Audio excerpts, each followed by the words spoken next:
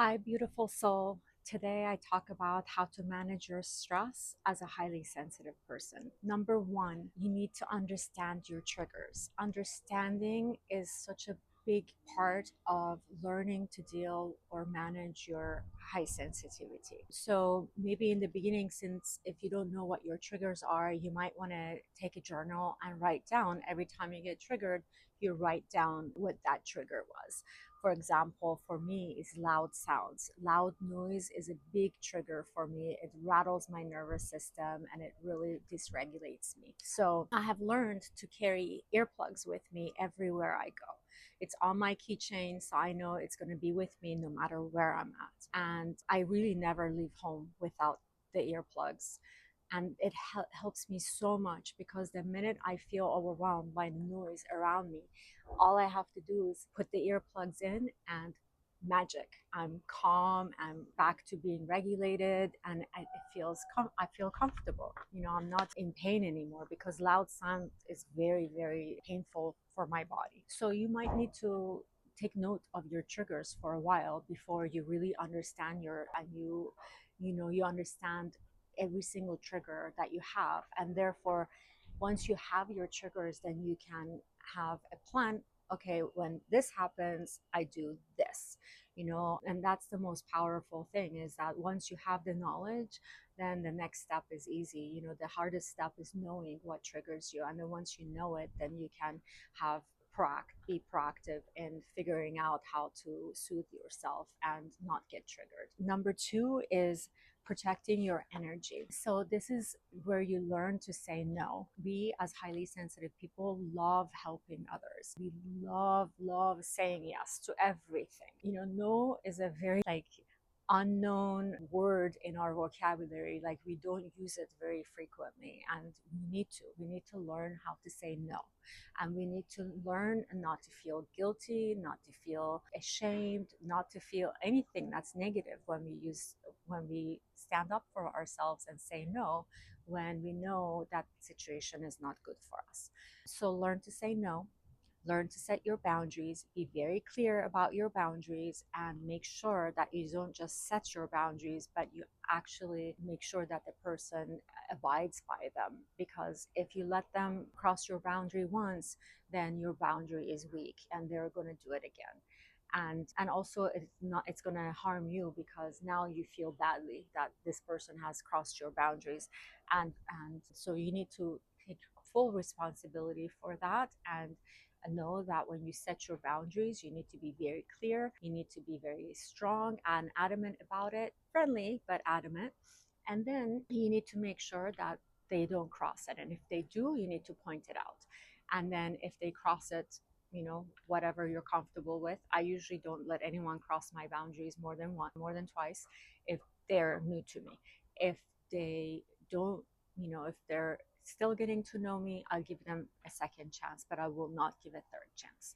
So if they cross my boundary a second time, there won't be a third time. So just make sure that you're very clear about what it is that you want and how you want to be treated. And that's a very good way of protecting your energy and protecting yourself. Number three is creating a soothing environment. This is everywhere, right? Your home is going to be your sanctuary. So of course, that's going to be number one, that you want to set your home up for whatever is soothing for you, or whatever gives you that sense of, oh my God, I'm in heaven. This is my zen. This is my sanctuary. This is my piece of heaven on earth. So, for me, that's like, I like very beautiful lighting in my home. I like a bright room, but not white light. I like the very soothing lights.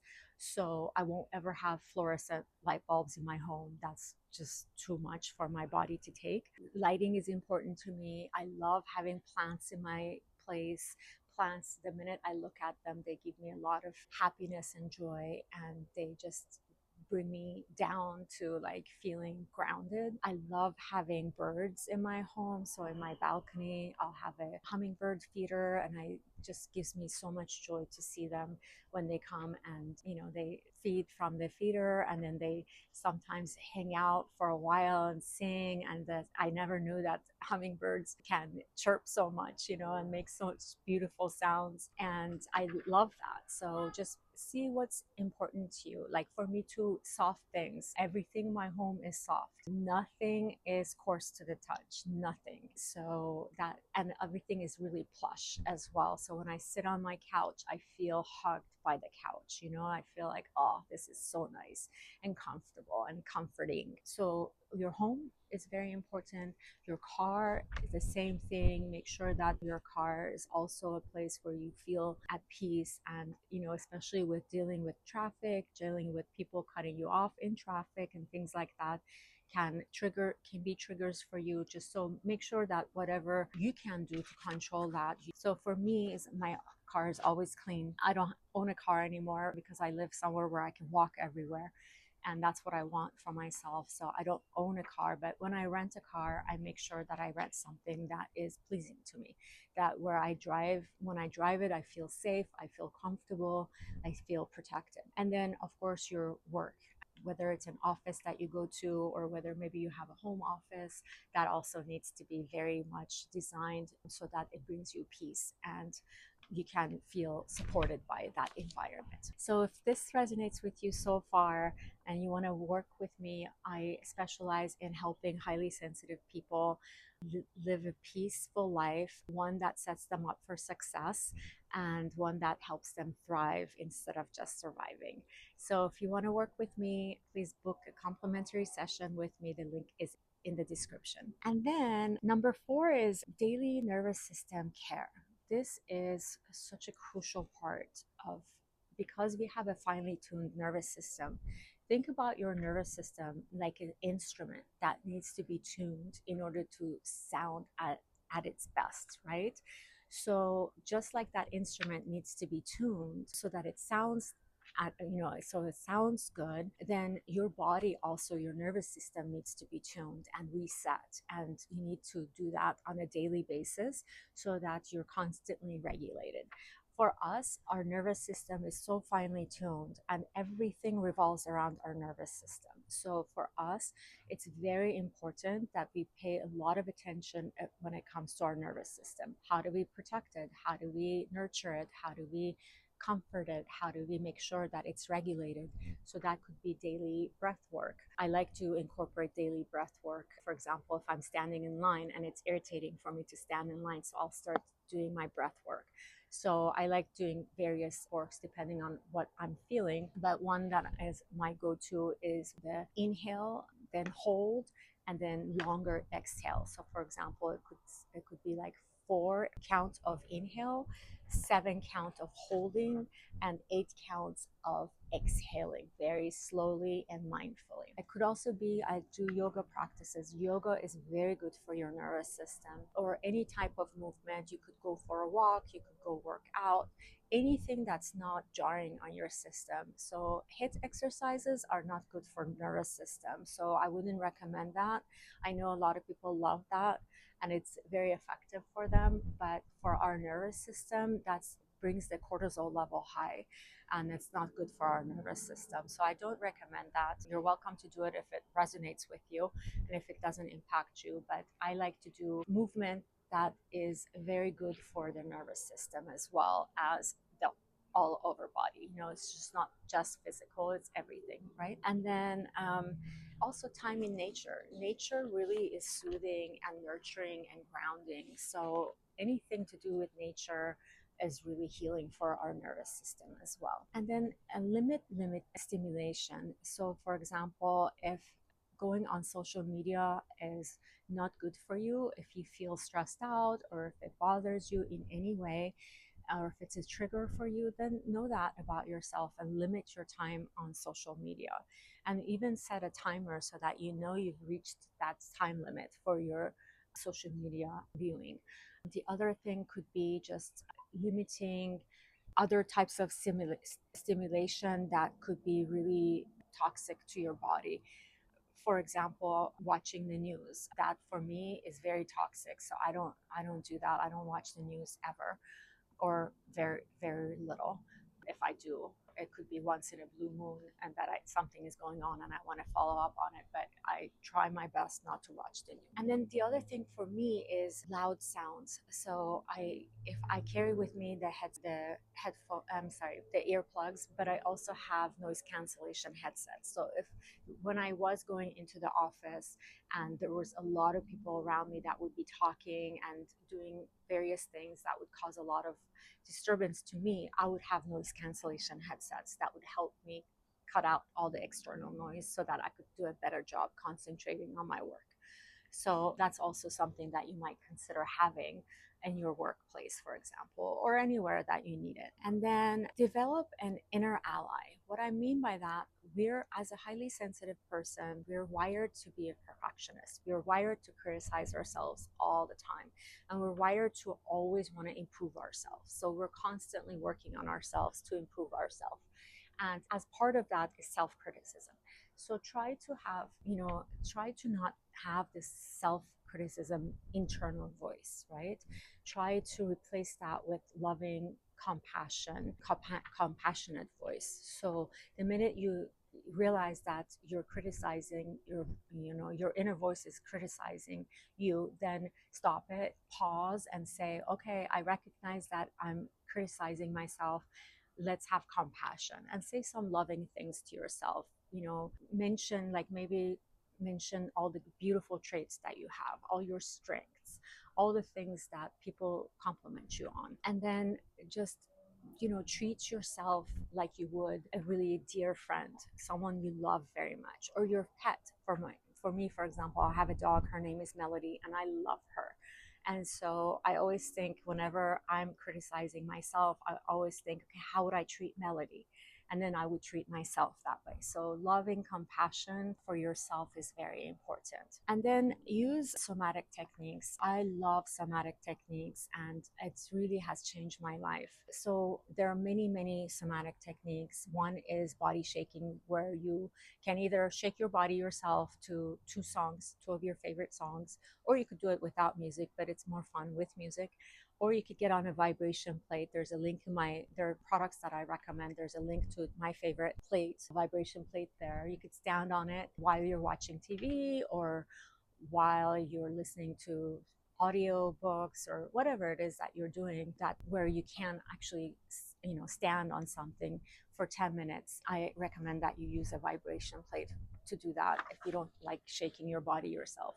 It does a great job, and it has an added benefit of draining your lymph nodes and our lymphatic system as well. So it's a double win for you. And other somatic practices are singing, humming, breath work. Yeah, there are many, many somatic techniques. I actually have a podcast on them as well if you want to listen to that. And at some point, I'll make a video as well on the various ones that I like, my top 10. And then EFT tapping, by the way, is a good one too. If you don't know about EFT tapping, I highly recommend that you look into it and see if it resonates with you. Not everybody likes it, but I didn't like it when I was younger, but I like it now. So, your body changes. You might like it at one point and then maybe it won't resonate with you on another. So, but it's worth trying. I highly recommend it. And then, oh my God, processing your emotions are so important. I talk about this in my book that's coming out soon, hopefully in the next 2 months or so.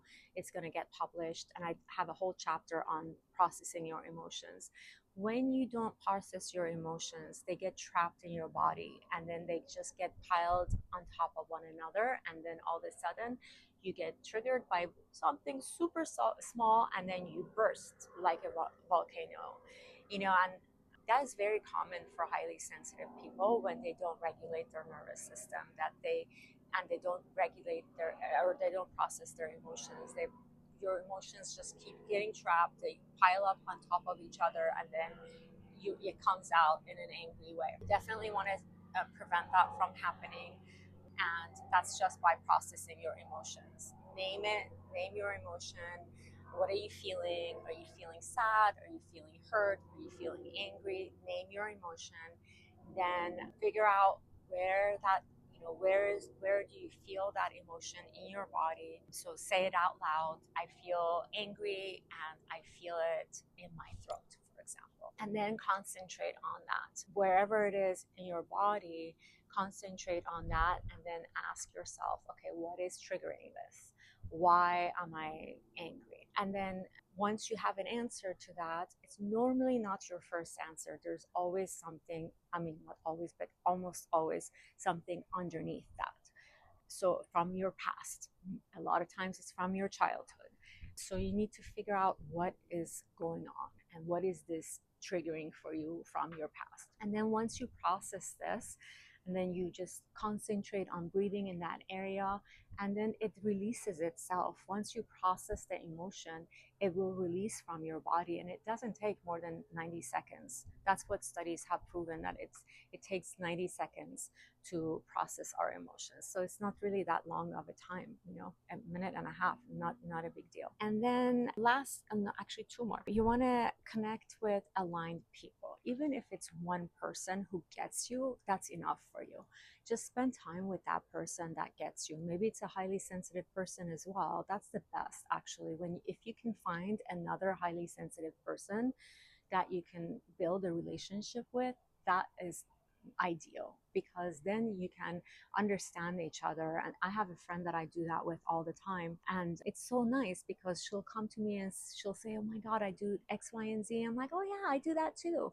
And so it just feels nice to know that you're not alone, that if there's something wrong with you, just because you process something different than the majority of the people who are not highly sensitive. So it really helps you understand your sensitivity, accept it, honor it, love it, cherish it, and find the beauty in it, which then helps you live a very peaceful and thriving life, right? You don't just survive in the world, you thrive in it.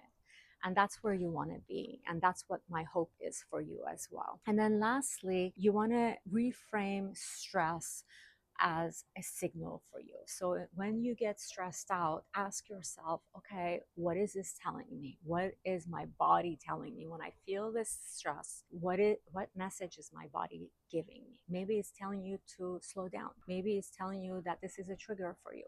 Maybe it's telling you that you've spread yourself too thin. Or maybe it's telling you to pause and just do a breath work and come back to whatever it is that you're doing. But it always gives you a message. Listen for those messages, act on those messages, and even ask your body. Your body is very smart. You can ask your body, what do you need from me right now? And just close your eyes and be open to what your body is telling you. I do this all the time. And a lot of times, all my body needs is for me to close my eyes and take some breaths. And that's it. And then that simple closing of my eyes will balance my nervous system and regulate my nervous system. And then I can be fine, and the stress kind of goes away. But that's also very good for you because you're giving your body the signal that, hey, I'm listening to you. I'm listening to you. So you don't need to get sick for me to listen. You don't need to, express yourself strongly for me to listen. I will proactively listen to you. And so that really helps as well. I hope this video is resonating with you and you find it helpful. If you want to work with me on a one-on-one, I would love to help you find peace and help you thrive in your life and not just survive. Click in the link in my description. Thank you. Please like this video, follow me, subscribe, and I'll see you in the next video.